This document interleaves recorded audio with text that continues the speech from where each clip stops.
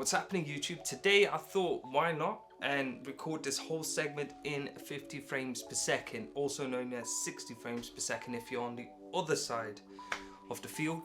But yeah, this is me checking out the 50 frames per second because I've always noticed there's a little bit of a difference between 50 frames per second or 60 frames per second if you want to change it from NTSC to PAL. But yeah, it's never the same because 24 frames per second always looks a little bit more crisper, a little bit more sharper than 50 or 60 frames per second. Of course, 120 frames per second, that's in 1080p, so I forgive it for that, you know, for it not being as sharp.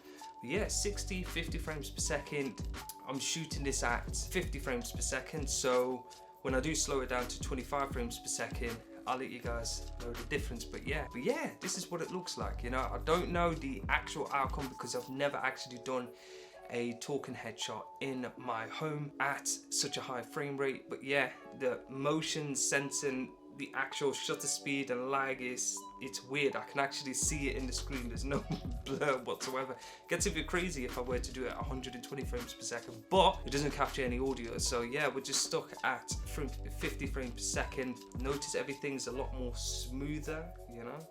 Does it bother people? I don't know. This is weird. I think I should actually set a trend here and record everything at 50 or 60 frames per second, which if you use the 60 frames per second, that's what I mean. Okay, I hate always saying 50 or 60. I'm gonna stick to 60 frames per second. That's what you guys all know as. This is me recording at 60 frames per second. Yeah, it looks a bit weird. It really does. Just looking at the screen, I'm looking at it right now, and I don't know. I really don't. All of the other videos that I have been shooting and that you guys probably have been watching, I don't know if you guys watch it. If you don't, why don't you just link down below? I'll show you guys what I'm talking about. But yeah, they were all shot at 30 frames per second. I think that's the best. I think for me, I don't really like 24 frames per second unless it's an actual movie, and then yes, okay. But if you just talking, why not just shoot at 30 frames per second just to get a little bit, you know, less of a motion blur, you know. But this is crazy. This is mad. Yo, there is a whole point to this video. Essentially what I'm actually saying is there might be a problem with the Canon R6 where all of the frame rates are slightly different. So you get the slower frame rates, we're talking 24, 23.97 or 24, 25, up to 30 frames per second. I don't know if it's, I'll do another separate little situation later on in the video talking about 30 frames per second, but definitely between the 24, 25 frames per second and the 60 frames per second, there was a noticeable difference in terms of the actual sharpness. No, we're not talking digital sharpness, we're talking actual detail. There was a little bit of a less sharpening effect. It just looked a little bit soft, almost like 1080p, but it wasn't 1080p, if that makes sense. You know what I'm talking about? It's, how can I describe it? You know when you're looking at such a close range, like obviously you can see my monitors right there, so I can see everything right up to here. So everything is highlighted that much more than it would be if I were to watch it on a TV, etc. I wouldn't be able to potentially notice the difference. But ever since I've, you know, been editing and been slowing down footage that was shot on 60 frames per second and 24 frames per second, they're quite different, to be honest. And I didn't actually, I thought it was my, you know, it was me doing something wrong, but it wasn't. You know, I've tested it on several different lenses. Mainly I use all of my videos with the lens that you see me on right now, which is the Sigma Art 24mm f1.4. So it's the sharpest lens that I have got, but I also have been shooting it with the Canon RF 24-105, and yeah, everything was exactly the same. You know, you can clearly tell 60 frames per second was just a little bit soft, which didn't really bother me, but it made me wonder, is all of the frame rates always different on different types of cameras? Now let's actually put it to practice. So right now I'm actually vlogging, walking with the camera at 4K at 50 frames per second. So essentially my shutter speed right now is 1/100, and the phone's actually going off, and it's a missed call But yeah, essentially right now, it might be a little bit jarring because my twisted my ankle at a football game, so yeah, that's that. Essentially this is at 1/100, shutter speed 50 frames per second, and just to let you guys know, this is at IPB light. If I've noticed anything different, I will put in IPB original. Oh god. I do notice that it does actually impact the camera in terms of performance. Battery life is completely shotted. I'm only on 1 bar left, and of course the heat performance coming out of the camera itself right now at 50 frames per second, it definitely does impact the performance, because right now I can actually feel the heat coming from the camera when I'm holding it around the lens and the actual handle itself. 50 frames per second, you're watching it live right now. It might actually have an impact on the wobble effect right now. It might actually make it even worse or better, I don't know, I haven't seen it yet. But yeah, 50 frames per second, I don't know, I might actually make it a better go of it. But I do know obviously at 50 frames per second, it does have an impact on your editing ability, because your computer is completely shot it now. If you were to vlog using this setup, then yeah, you're gone. There's no heat sign yet, but I can feel it definitely is warmer right now. Let's get back into the darkness and stop down. 50 frames per second, this is what it looks like. Shutter, angle, everything is exactly as it should be, so 1/100. If I were to be shooting at 60 frames per second, it would definitely be at 1/120th.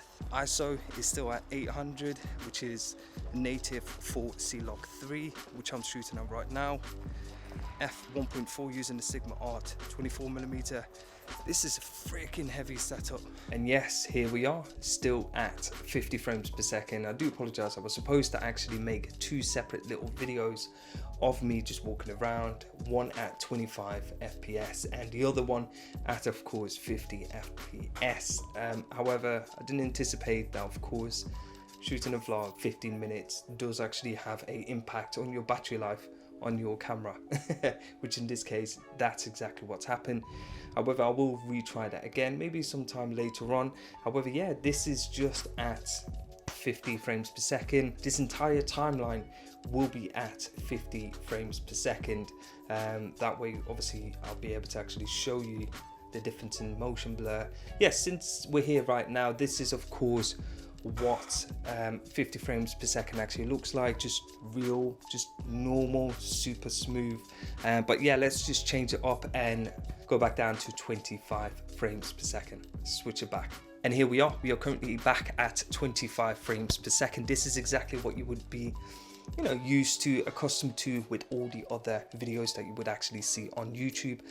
This is what would normally be associated with 25 frames per second. I mean, there's no real right or wrong in this case, you know, especially when it's portraying a film, or whether you're into cinematography. Of course, there is a written rule where you have to at least match your shutter speed to your frame rate, essentially. So as long as you're actually within that 180-degree rule, boost it up to 60 frames per second, test it out. If you don't like it, at the end of the day, it's you that's creating it. If you feel comfortable shooting in 60 frames per second, sod what the viewers actually say. This is just a test.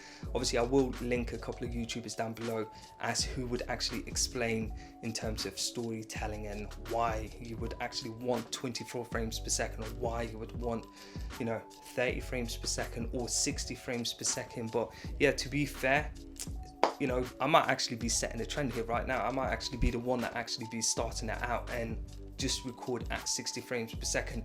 I do know quite a lot of cameras might not be able to actually record at 60 frames per second in full frame, you know, without any kind of compromise. You know, my Canon M50 wouldn't be able to actually do that in 4K. Pretty sure you would be able to shoot at 1080. But the whole point of this video was to actually see if there was a difference between 4K 60 or 50 frames per second to 4K 24 and 30 frames per second. But I think I've actually sidestepped that video altogether, and I made a completely different video altogether. So I do apologize if, you know, you came here to see the difference between 4K 24, 30, etc. to 4K 50, 60.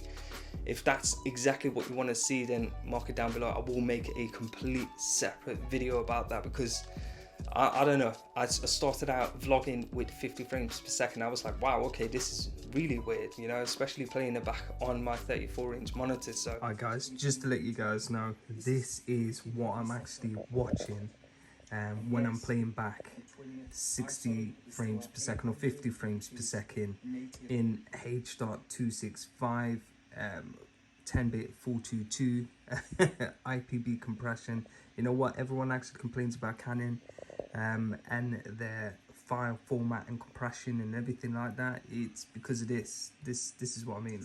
Have a look at this. Yeah, check this out. Exactly as it should be, so 1/100. If I were to be shooting at 60 frames per second, it would definitely be at 1/120. ISO is still at 800.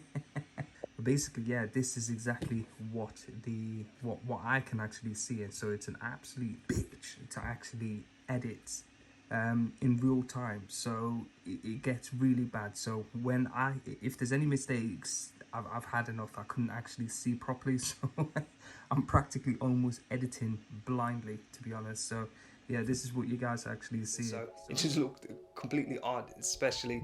So I just wanted to do this for myself.